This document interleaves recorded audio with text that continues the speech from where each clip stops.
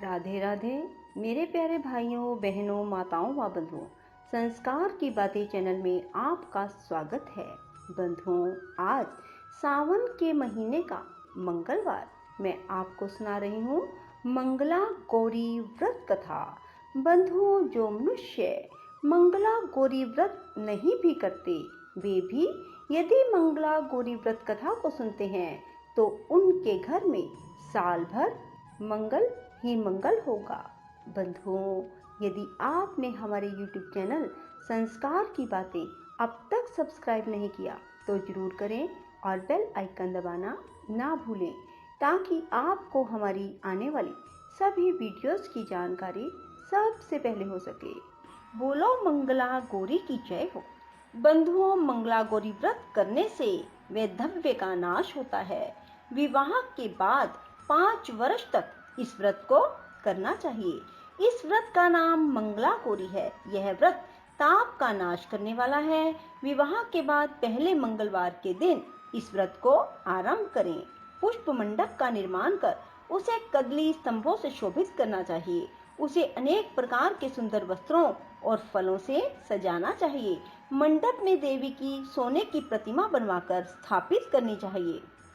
यदि सोने की प्रतिमा बनवाने की शक्ति ना हो तो अपनी शक्ति अनुसार किसी अन्य धातु की प्रतिमा बनवाकर स्थापित करें। इसके बाद उस प्रतिमा का अर्चन करना चाहिए। उस मंगला गौरी की प्रतिमा का 16 उपचारों, 16 दूर्वा दलों से और 16 चिड़चिड़ा दलों से, 16 चावल और 16 चने की दाल के दानों से अर्चन करना चाहिए। 16 बत्तियों का एक दीपक होना चाहिए अथवा 16 दीप जलाकर भक्ति द्वारा दही चावलों का नैवेद्य समर्पण करना चाहिए। देवी की मूर्ति के पास सिल लोढ़ा रखना चाहिए। इस तरह 5 वर्ष तक व्रत करना चाहिए। फिर उद्यापन करके माता को बायना देना चाहिए। अब बायना के संबंध में सुनो। मंगला गौरी की एक पल सोने की प्रतिमा बनवानी चाहिए या आधे पल या आधे से आधे पल की प्रतिमा बनवानी चाहिए। अपनी शक्ति के अनुसार सोने अथवा चांदी के घड़े को चावलों से भरना चाहिए। उस घड़े के ऊपर पहनने के कपड़े या चोली रखनी चाहिए। उसके ऊपर मंगला गौरी की प्रतिमा रखनी चाहिए। देवी के नजदीक, जैसा कि ऊपर बताया है, सिल लोढ़ा रखना चाहिए। यह सिल लोढ़ा चांदी का होना चाहिए। इस प्रकार माता के लिए बायना देना चाहिए। फिर 16 सुहागन ब्राह्मणियों को भोजन करवाएं। इस प्रकार व्रत करने से 7 जन्म तक अटल सौभाग्य, पुत्र पुत्र संपत्ति आदि सब अपने आप प्राप्त हो जाते हैं। सनत कुमार जी भगवान शिव से पूछते हैं कि प्रभु, इस व्रत को पहले किसने किया था? इसके करने से किस फल की प्राप्ति हुई? कृपा करके आप मुझे इस व्रत के संबंध में बताएं, जिससे इस व्रत से मेरी श्रद्धा हो जाए। भगवान शिव ने कहा, हे सनत कुमार, प्राचीन काल में कुरु देश में श्रुतकीर्ति नामक एक राजा शस्त्र ज्ञाता, कीर्तिमान तथा शत्रु रहित था। वह 64 कलाओं को जानने वाला, धनुर्विद्या में निपुण था। उसके यहाँ संसार की किसी वस्तु की कमी ना थी। कमी थी तो केवल एक संतान की। संतान प्राप्ति के लिए वह दिन रात यत्न करता रहता था। उसने संतान के लिए देवी की आराधना की। एक दिन देवी ने उसकी आराधना से प्रसन्न होकर उसे साक्षात दर्शन दिए और कहा, हे श्रुतकीर्ति, वर मांगो। राजा श्रुतकीर्ति ने कहा, माँ, यदि आप मुझ पर प्रसन्न हैं तो मुझे एक पुत्र दो। आपकी कृपा से मेरे यहाँ धन धान्य आदि किसी चीज की कमी ना रहे। मेरे यहाँ किसी चीज की कमी नहीं, बस एक पुत्र सुख को छोड़कर मेरे यहाँ सब आनंद है। राजा का वचन सुनकर देवी मुस्कुराई। उसने कहा, राजन, तुमने एक दुर्लभ वस्तु की याचना की है, फिर भी तुमको पुत्र अवश्य दूंगी। लेकिन तुम मेरी बात को ध्यान देकर सुनो। तुम्हारे यहाँ जो पुत्र होगा वह अत्यंत गुणवान भी होगा, किंतु वह 16 वर्ष से अधिक नहीं जिएगा। हाँ, यदि एक सुंदर अथवा विद्या विहीन पुत्र होगा तो वह बहुत समय तक जीवित रहेगा। देवी की बात सुनकर राजा चिंताग्रस्त हो गया। उसने अपनी रानी से बात की और फिर उसकी बात से गुणी संपूर्ण लक्षण युक्त 16 वर्ष की आयु वाला पुत्र मांगा। देवी ने कहा, राजा, मेरे मंदिर के मुख्य द्वार पर आम का पेड़ है। मेरी आज्ञा है कि तुम उस पेड़ में से एक आम तोड़कर अपनी रानी को खाने के लिए दो। उसको खाने से रानी को अवश्य में गर्व रहेगा। राजा ने प्रसन्न होकर देवी के मंदिर के मुख्य द्वार पर जो आम का पेड़ था वहां से एक आम तोड़कर अपनी पत्नी को खाने के लिए दिया। रानी ने देवी के आदेश अनुसार फल खाया और 10 मास के बाद उसके यहाँ देव पुत्र तुल्य पुत्र पैदा हुआ। हर्ष शोक से संपन्न राजा ने राजकुमार का जात कर्म आदि संस्कार करवाया और भगवान सदाशिव का ध्यान धरकर उसका नाम चिरायु रखा। लड़का अपने माता पिता की देख रेख में चांद की तरह बढ़ने लगा। दिन बीतते चले गए और उसका 16वां वर्ष आरंभ हो गया। राजा रानी दोनों को चिंता सताने लगी। राजा ने सोचा, मैंने यह पुत्र बड़े कष्ट से प्राप्त किया है, अपनी आंखों से मैं इसकी मृत्यु कैसे देख पाऊंगा। यह विचार करके उसने राजकुमार को उसके मामा के साथ काशी भेज दिया। जाने के समय रानी ने अपने भाई से कहा, तुम कार्पटिक वेश धारण करके राजकुमार को काशी ले जाओ। मैंने इसके जन्म से पूर्व भगवान शिव से प्रार्थना की थी कि हे प्रभु, पुत्र प्राप्ति पर मैं उसे जगतपति की यात्रा के लिए भेजूंगी। तुम इसको इसी समय काशी ले जाओ। इसकी देह प्राण की रक्षा करना।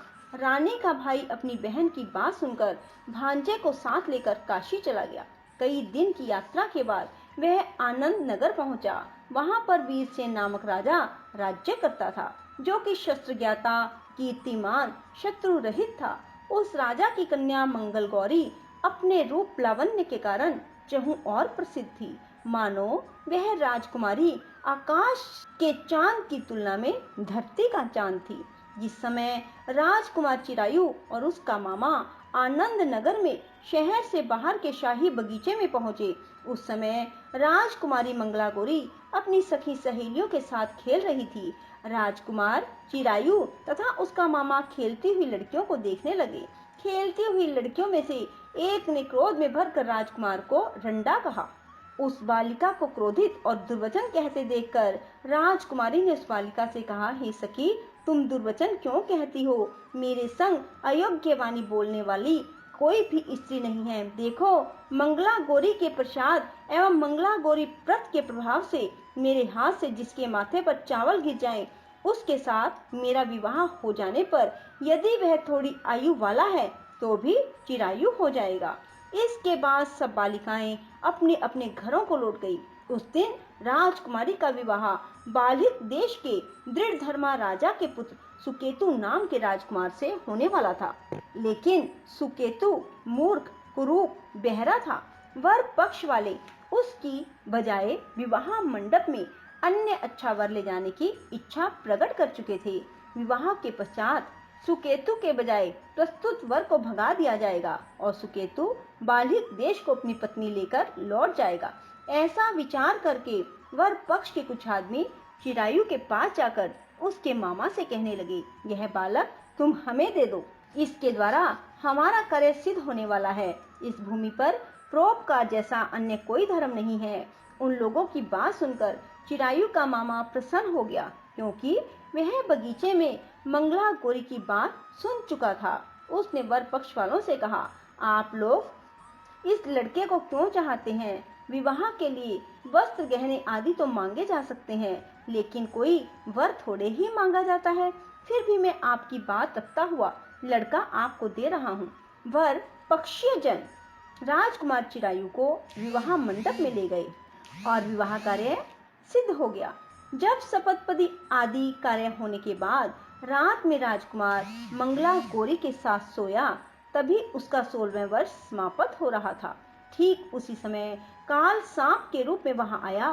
संयोगवश उसी समय राजकुमारी की नींद खुल गई और वह सांप को देखकर मारे भय के कांपने लगी।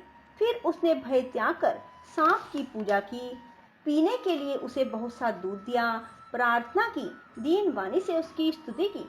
मंगला गौरी ने कहा, मैं उत्तम व्रत करूंगी, मेरे पतिदेव जीवित हो जाएं और चिरंजीवी हो जाएं।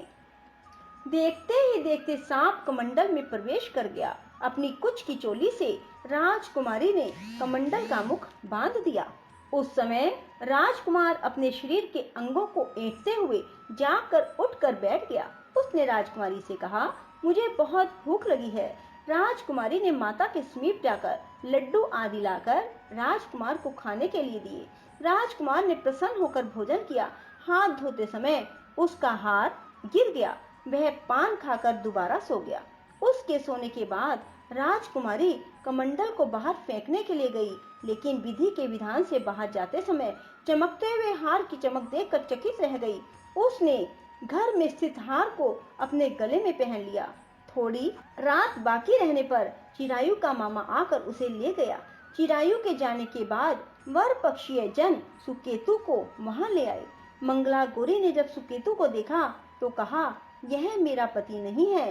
इस पर वर पक्षीय जनों ने राजकुमारी से कहा, हे देवी, यह तुम क्या कह रही हो?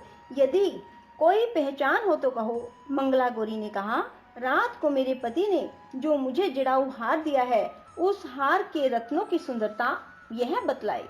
यह कोई अन्य ही है।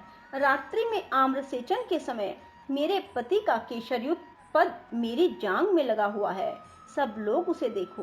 रात के समय मेरे और मेरे पति के बीच जो बातचीत हुई और हमने क्या भोजन किया, यह भी बतलावे, तो यह मेरा पति होगा।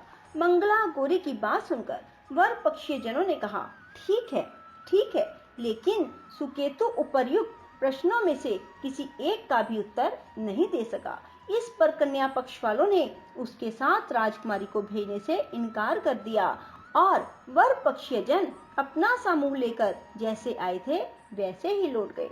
मंगला गौरी के पिता महाराजा वीरसेन ने प्रसन्न होकर एक महान यज्ञ करवाया। उसने यह भी सुना कि वर पक्षीय जन किस प्रकार अपने क्रूप राजकुमार के बजाय किसी अन्य सुंदर युवक को विवाह के मंडप में ले आए थे और उसके साथ मंगला गौरी का विवाह हुआ था। अब मंगला गौरी राजमहल के बरामदे में एक चिक की ओट में बैठ गई और प्रत्येक आते जाते यात्री को देखने लगी ताकि उनमें कहीं उसे चिरायु दिखाई दे जाए। उधर चिरायु भी अपनी ससुराल का हाल जानने के लिए अपने मामा के साथ वहां आ पहुंचा। जो ही वह चिक के सामने से गुजरा, मंगला गौरी ने उसे देख कर कहा, पिताजी, मेरे पति आ गए हैं। राजा ने तुरंत ही मामा भांजे को राजभवन के भीतर बुलवा भेजा। मंगला गौरी की बतलाई हुई सब निशानियां चिरायु में मौजूद थी। राजा ने वस्त्र आभरण, अश्व, गज, रथ, अन्य बहुत सी चीजों के साथ मंगला गौरी को चिरायु के साथ कर दिया।